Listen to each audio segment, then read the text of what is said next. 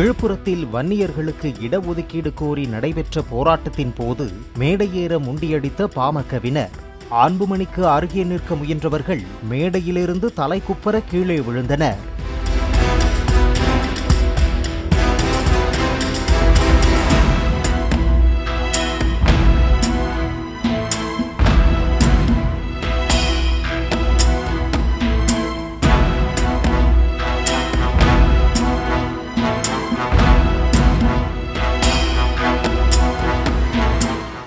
Play store மற்றும் app ஸ்டோரில் இருந்து பாலிமர் செயலியை QR கோடு மூலம் பதிவிறக்கம் செய்யுங்கள். செய்திகளை உடனுக்குடன் பெறுங்கள்.